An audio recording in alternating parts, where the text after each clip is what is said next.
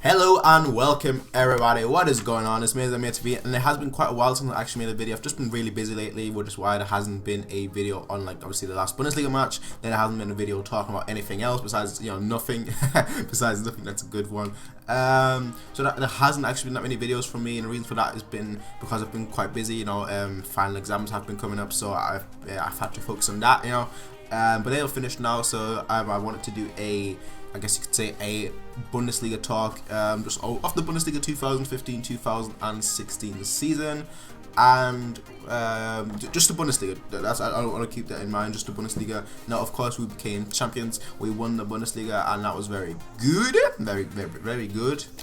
But let's actually go into more detail. So now, first of all, I want to look at just the goals, just the offensive statistics for this year. So the goals has obviously been the main one, and then we have the assists also being very key. So in the Bundesliga, and that's actually, I didn't notice that how bad this is until I actually looked at this, looked at the stats, and yeah, I'm actually a little bit surprised, and I guess you could say I'm a little bit shocked that there wasn't more of a variety to us as a whole, which is a little bit sad. Like I said, it's a little bit shocking as well. But I'll read you the stats right here. So in the Bundesliga, just like I said, just the Bundesliga, our top scorer has been Lewandowski, which I think is pretty well known because he won the Golden Boot, well, it's not really a boot, the Golden Cannon, the Torjäger Kanone. So him having 30 goals, that is incredible. That's absolutely incredible. Müller having 20 goals, that is amazing as well. And then it just drops down right. It just drops right down with Arjen Robben at 4 goals, Arturo Vidal at 4 goals, Douglas Costa at 4 goals, Kingsley Coman at 4 goals, Mario Götze at 3 goals, Frank Ribery at 2 goals, Thiago at 2 goals, Alaba at 1 goal, Javi at 1 goal, Benatia at 1 goal, Lam at 1 goal, Rode at 1 goal. That's it. So we're going from 30 goals with Lewandowski to 20 goals with Thomas Müller to 4 goals with Robben, who's basically he's played like what, 1,000 minutes, not even that. He's played like 6-7 matches, and he's our 3rd highest goal scorer with Vidal, who's not really a goal scorer. He's a dangerous midfielder, but he's not a main man. You expect your wingers to score more, so you would expect Costa and Coman to score more, but they haven't. They both got 4 goals, with Ribery at 2 goals and Götze at 3 goals. So I think that's certainly an area that we need to improve on next season. That not just have the goals from 2 players, but have them come from everywhere. In the Champions League and whatnot, it's much more varied, because we have Thiago score quite a bunch, we have Costa score quite a bunch, but in the Bundesliga itself, we haven't got that. Now looking at the assists was obviously another huge important statistic. Douglas Costa's got 9 assists, and it's a little bit sad because I believe in the first half of the season he had like 6 or 7 assists already, but he just kind of faded off in the second half. He wasn't as productive. Maybe that's because Robben became injured, so Costa had to move to the left. Costa had to move to the right from the left, causing obviously him to not be able to cross as much as he used to. But yeah, I do think that has to improve next season. But 9 assists, that's still good. That's good, alright? Not great, good. And by the way, all these stats are from WhoScored.com. So Costa with 9 assists, Coman with 6 assists, Vidal with 5 assists, Müller with 5 assists, Götze with 4 assists, Ribery with 3 assists, Boateng with 3 assists. That says a lot. Rafinha with 3 assists, Thiago with 3 assists, Kimmich with 2 assists, Benatia with 2 assists, Lewandowski with 2 assists, Alonso with 2 assists, Robben with 1 assist, Javi with 1 assist, Benat with 1 assist, Lam with 1 assist, Rode with 1 assist. Now that's a long list of people making assists, which is really good. But we could maybe raise like every single person's stat by maybe 1 goal, besides maybe like Boateng, because you don't really. Boateng, Benatia 2 assists, Boateng 3 assists. We can raise like all these stats just by 1. I think that would be amazing, But I like the fact that it's so varied. I like the fact that we have assists coming from everywhere, and I just like that, because then even if you shut down one player, I know that shows that another person can create something else, and that's really good to see. So That is like the key offensive stats in the Bundesliga. Now, for the key defensive stats in the Bundesliga, and that's obviously much more difficult to evaluate. I always think that the most important stat is interception. I think that's much more important than tackles. I think that's much more important than anything else. And the reason for that is actually quite clear in my opinion, or in my mind. For me, you only have to do a tackle if you're out of position. An interception, you're intercepting the danger before it even becomes a danger, in my opinion. So for me, interception is the most important statistic for a defender. And in that case, we have Mehdi Benatia with 2.5 interceptions per game, Serdar Taski with two interceptions per game, Alonso with 1.7 interceptions per game, Boateng with 1.6 interceptions per game, Lam with 1.6 interceptions per game, Juan Bernat with 1.6 interceptions per game, Rafinha with 1.5 interceptions per game, Thiago with 1.5 interceptions per game, Javi with 1.4 interceptions per game, and last but not least, David Alaba with 1.4. These are the top 10 interceptions, top 10 players with the best interceptions in the team. And Bernat with 2.4 is clearly reigns over every single person, and that just shows that despite us thinking that he's been pretty poor, he hasn't been that poor. Let's be realistic. But he's just always been injured. But the fact is that when he's back, you can see that he's got quality, right? That's basically that's what the graph, the table, the interception chart shows. So yeah, that's in my opinion the key defensive stats. But you know what? Let's actually look at tackles as well, because I know a lot of people love tackles. Like I said, I'm not a huge fan of that. I think that you only tackle if you're either really just trying to go for it, you literally just you try to go for every single ball and you tackle everything, or if you're caught on position and you just have to tackle like a last minute tackle. So tackles for me is personally not the best chart, but let's look at the tackle charts for the Bundesliga. Arturo Vidal 2.7 tackles, Thiago Alcantara 2.5, Alonso 2.1, Javi 1.4, Juan Bernat 1.3, Rafinha 1.3, Benatia 1.2, Mario Götze 1.1, Kimmich 1, and Philipp Lahm 0.9. I don't know why I keep doing this. Every time I talk about a new thing, but Arturo Vidal is a clear tackles champion with 2.7 tackles per game, with Thiago at 2.5 and Alonso at 2.1. All three of them are in a 2-point plus region, which is very good to see, because all three of them are very important midfielders. But yeah, that's interesting to see. But now, I made a poll on Twitter, and I basically asked you guys what you guys think as of key positions in this Bundesliga season, and let's see what you guys rated. So first of all, how would you rate Manuel Neuer out of 10? That's just strictly the Bundesliga. This is just a whole Bundesliga video. So how would you rate Manuel Neuer out of 10, with 10 being the highest? So 1 to 3 is terrible. Well, 1 would be terrible, 2 would be poor, 1 would be terrible, 2 would be bad, 3 would be poor. I'm gonna have that all written down on the sides. So 1 would be terrible, 2 would be bad, 3 would be poor, 4 would be meh, 6 would be okay, 4 would be meh, 5 would be okay, 6 would be decent, 7 would be good, 8 would be great, 9 would be awesome, 10 would be perfect. Now I had 78 votes, which is really a lot. And we had 12% vote for 4 to 6, so we have a region of 4 to 6. 45%, which is obviously the majority, would be 7 to 9, so he's between good, great, and awesome. And 43% voted gave him a 10. What do I think? I personally think that for this season, I give him a 7.5. So I'd be good, from good to great. I thought this season what has really caused him is that his passing has been so awful. Besides that, his goalkeeper has been amazing, but his passing, it just has been awful, and that has also led us to attacks quite a lot. So it hasn't been his best season this season, but he was still amazing. Maybe amazing is a bit too high, but we're still between good and great. So that's what I think. Some of you guys left a comment saying, being honest, just above decent, but can't complain since 17 goals. A few, I totally agree with that. That's what I'm saying. He's been good in terms of just able to actually save, but his passing this season has been a bit inconsistent, to say the least. Now, Sebastian Blue X145 said he's been okay. Shadi Don wrote, this season wasn't his best. I'd give him a great, but not perfect. Gave up some easy goals in the Champions League, but as I mentioned, this is all about Bundesliga. But yeah, 6.5. His distribution has been awful this season. Exactly what I'm saying. You know, I put him a 7.5.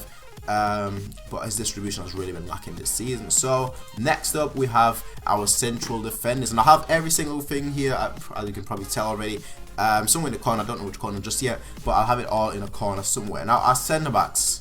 How do you rate our centre backs in the Bundesliga out of 10? With 10 being the highest. 1 to 3, obviously, as we established already. 4% voted for 1 to 3. 48% voted for 4 to 6. 33% voted for 7 to 9, and 15% voted 8 10. So the majority was 4 to 6, which I think is actually really harsh. Considering that at central defense, you know, Boateng, when he's been there, he's been awesome. Benatia, when he's been fit, he's been good, great, okay. Good. I'd put him between great and awesome personally. So I'd give him like an 8.5 maybe. Boateng, I think this year has been his best year ever, but the thing is, he's always been the year where he's been injured the longest. So for me, Boateng this year has been a 9 to 9.5. So I think, and then you look at obviously Tasky, who when he's played, he's actually been pretty good, except the very first match that he played, but he's only played like 2 or 3 matches, so that I guess that's difficult to say. But I'd give Tasky maybe like a 6, you know, a decent. Then you look at other centre backs. Javi here, when he's been actually relatively good. You know, he's been caught out of position a few times. Besides that, he's been very solid in my opinion. So I'd give him a 7 for that. So for me, I think then you obviously have Alaba and Kimmich, who actually done a really good job. You know, despite the fears that people have, and everyone's saying now they shouldn't play. I thought them two were pretty good in my personal opinion. So I would give them, I'd personally be in a 7 to 9 camp. I think overall, judging as central defenders, I'd give them a great. Actually, I'd give them between a good and a great. So I'd give them a 7.5. That's what I would rate them as. A 7.5. That's what I think. Now, next up, our fullbacks. So, you know, that is Alaba, Lam, Bernat, and Rafinha. Now, how do you rate our fullbacks out of 10? With 2% voting between 1 and 3. 31% voting between 4 and 6, 39%, which is the majority, voting between 7 and 9, and 28% voting for 10. Now, before I talk about that quickly, let me just go back to some comments that you guys had on the central defense, because I kind of missed that. So, in terms of central defense, BlueX15 said Boateng an 8, Benatia 6.5, and Javi 4.5. And I think you're being a little bit harsh there, but okay. Shadi Don wrote, it was good. After all, we conceded 17 goals. Big thanks to Kimmich and Alaba. They stepped up big time. Exactly, that's what I think. That's what I think too. Yeah. Moving on, like I said, to the fullbacks, with the majority being between a 7 and a 9, 39%. And personally, I think that's probably the right. Yeah, I think that is probably the right. I personally, I put our fullbacks as a whole on 7. I think that's the rating. I'd give him a 7, and the reason for that is Lam. He's been absolutely incredible. Alaba, when he's played left back, has been really good. Like first half of the season, he was one of our best. I think he was actually our second best player. But obviously, 2016 he's been playing centre back a lot, and that has kind of stopped him playing a fullback. But you know, Bernat, he's been.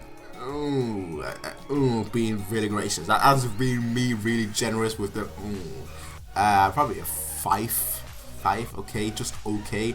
Rafinha, he's not been bad. He's been I put him on a 6.5 to be fair. So fullbacks is probably a weakest position, but just because Lam and Alaba, I think they're just dragging the fullback as a whole. They're just dragging it up to. Just rating them two would be probably I'd probably give them like an 8 or 8.5, but Bernat and Rafinha are dragging them down a little. Bernat not so much. Not Rafinha not so much, but Bernat does. And I think I'd give him overall a 7. That's what I think, a 7 for our fullbacks. Now let's see if some of you guys left a comment. Yep. Alaba has been poor, Lam has been good. I wouldn't agree that Alaba has been poor because he's been playing mainly as a centre back. But you know, like I said, first half of the season, 2015 he was amazing. In 2016 he's been kind of struggling. So you know, been amazing in the first part, which gives him 9, and then I'm just kind of struggling, which I'd put him down to like a 7. So I'd give him right in the middle. He gets an 8, so he's been great in my opinion. And Chaddy Dunn wrote, our fullbacks were pretty good. It wasn't Benat's best season, but I still believe in him. He's just 23 after all, and Lam was fire. Now, yeah, I do agree with that. And I was going to make a video about that a long time ago, but I think that people that slate Bernat, just ease off a little, because he's still young. Last season, obviously, it was a much better season, but this season where our game has been basically much more winger centric than it was in previous years, and I think you guys just need to ease up a little. That's all I'm saying. That's all I'm saying. Yeah, just relax, right? You guys don't have to spam his inbox and all his messages all day saying just leave. I don't think that was rude. First of all, I think that's rude. I think that's disrespectful, and I just think that's just going too far. That's just my opinion. But hey, now as central midfielders. And the majority, I'm just going to talk about the majority. Majority voted 7 to 9, which is obviously good, great, awesome. Woo! Totally agree with that. I think that central midfielders have been a 8. Personally, I think it's an 8. Vidal took a long time to settle. Once he settled, he was amazing. Thiago was first half of the season, he was amazing. Then in the second half of the season, he's been pretty much very inconsistent. Alonso, I thought he was great overall. He had like a 3-4 weeks period where he was pretty poor, but then he got right back to his best. I think Alonso has been our best midfielder as a whole. I don't know if you could put Kimmich in this role. If yes, yeah, that raises it up obviously a lot, because I think he's been good to greatish. And then you look at Götze. I'm including him here as well. Then you look at Götze.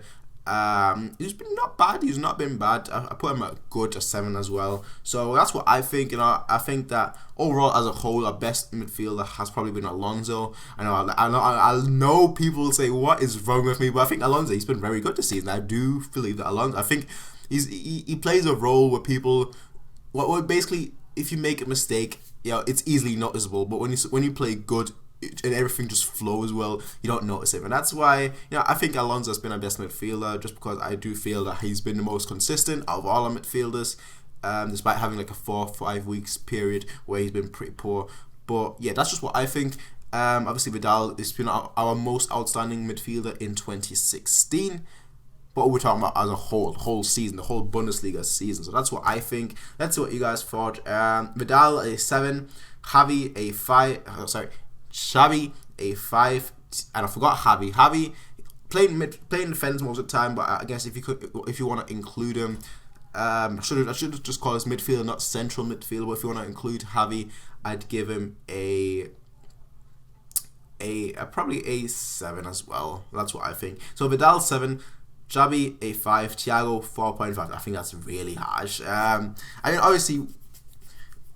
obviously, results from recently come into the mind and everything. So obviously, Thiago hasn't been that good lately. But I think we're talking about as a whole here. I think Thiago has been really good in the first half of the season, but just really faded off in the second half. And Shadidon again wrote, "It was awesome. Vidal took too long to adjust, but once he did, he was fire. Thiago needs to be more consistent, and Alonso is class." Totally agree.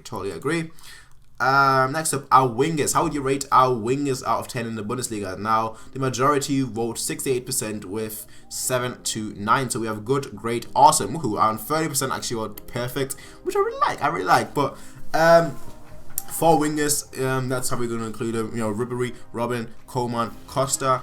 Costa for me, first half of the season I would have given him a 10.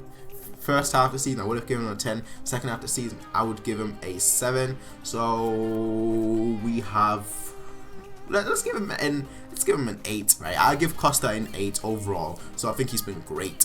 Coman, I'm taking his age into account. I do it with every single player. I'm taking his age and where their ability is supposed to be and how they've performed to their ability. So individually, looking at Coman, I would give him probably an 8 as well. I think he's been outstanding actually. I think he probably deserves a lot higher, but the thing is he hasn't been playing that much recently. So just for that, I'm dropping it down just a little, just because for the last 6-7 weeks he hasn't been playing that much. So there's not that much to judge in essentially. But I'd give him an 8.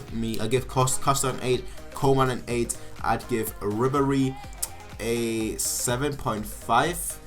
I thought that he was really good when he came back, but then slowly he's faded off a little bit. And Robin, when he's played, he was actually amazing. So I'd give him. I should stop saying amazing, but when he was playing, he was actually really great. So I'd give him an 8 as well. So Costa an 8, Coman an 8, Robin an 8, Ribery this season 7.5. So overall, you have overall I give him an 8. You know, that's what I judge it as. Overall, I think our wingers have been an 8 this season.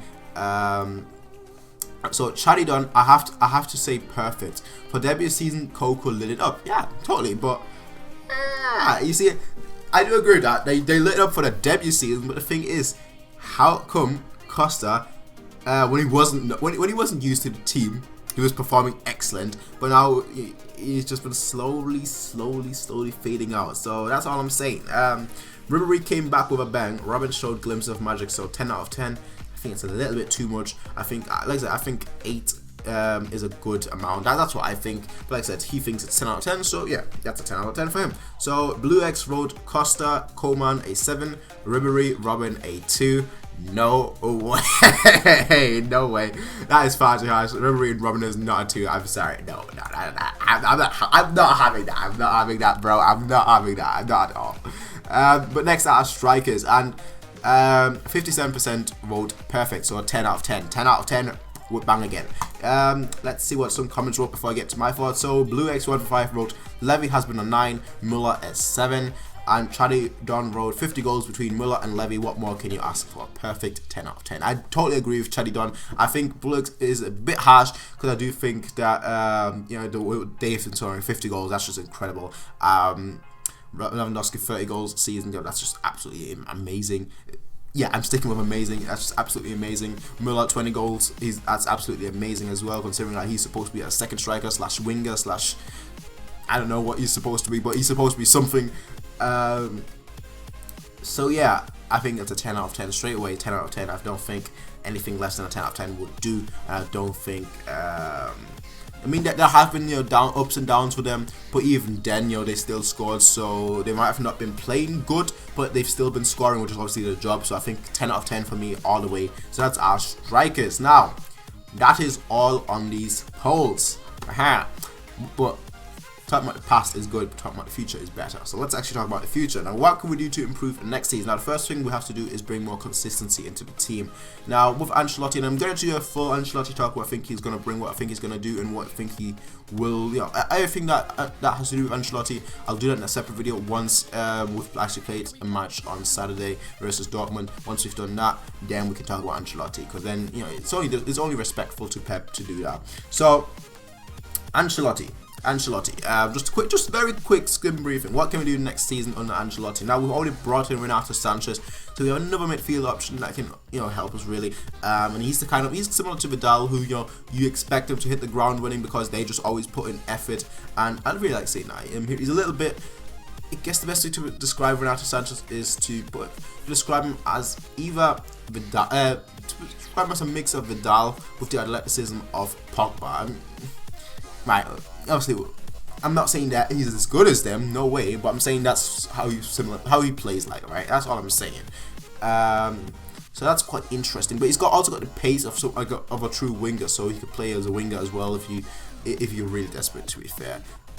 So you know, that's really interesting. And obviously Hummels, you know, he's gonna be we basically already know what he can do. So overall, our team will be so much better, and it's incredible because our team is already so amazing. So our team becoming even better, that's just incredible. That's just incredible in of itself. But what do we need to do more next season? Next season, it has to be more consistency. That's all I'm saying.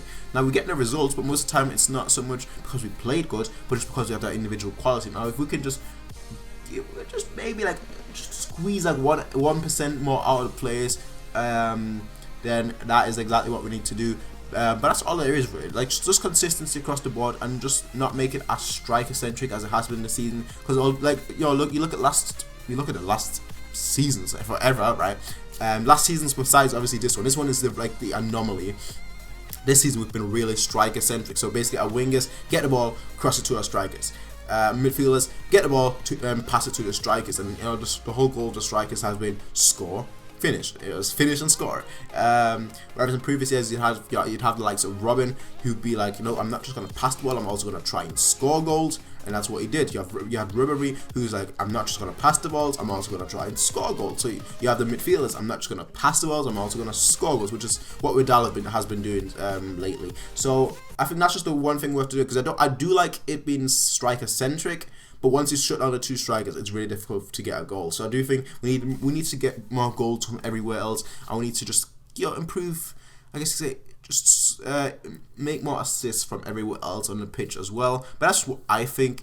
Tell me what you guys think for the next season. Now, I'm gonna do a player rating for each individual player in a different video, because this video has already been 25. I wanted to do this in this video, but I didn't realize that this video would take 25 minutes just to talk about that. So I guess you could have this as part 1 and part 2, which I don't know what I'll do. I'll probably do that next week, because I wanna have too many videos recently, because obviously there'd be a video today, there'd be a video tomorrow.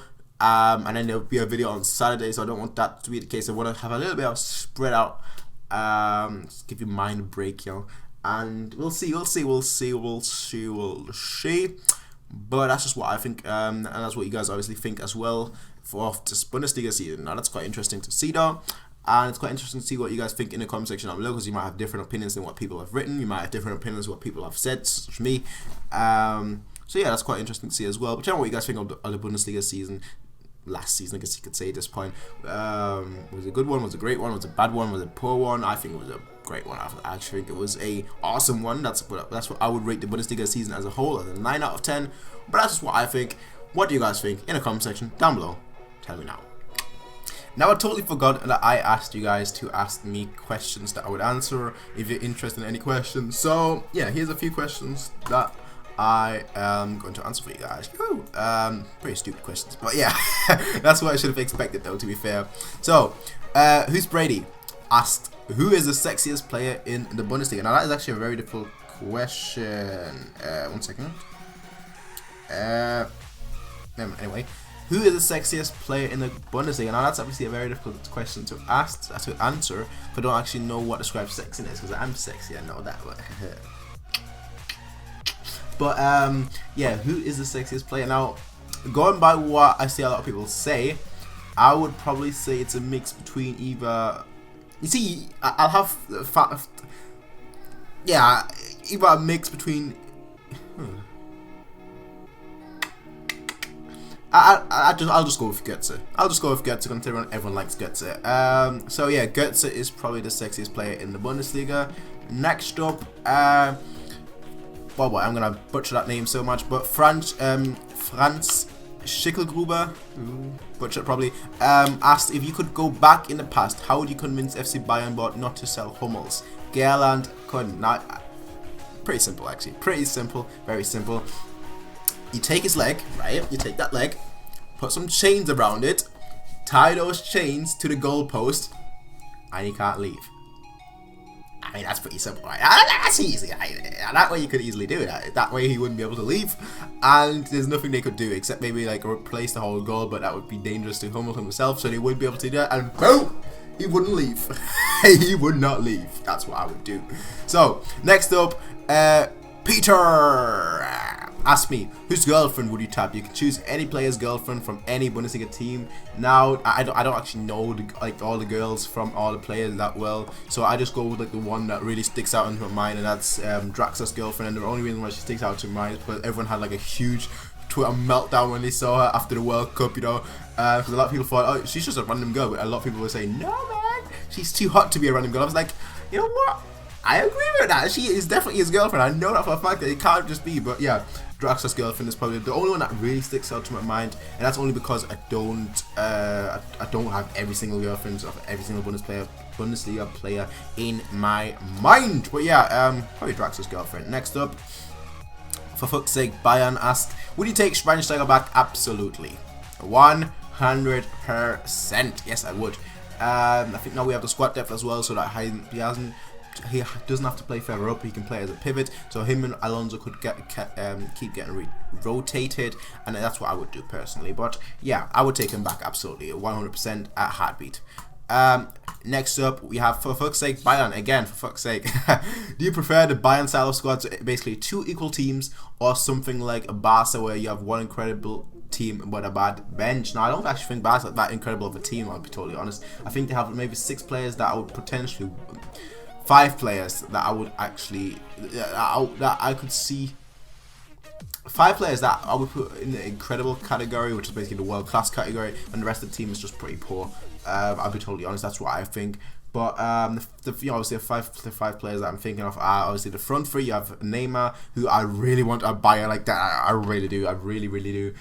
Suarez, who's a good striker, you can't fault that, but I wouldn't want him at Bayern. And Messi, who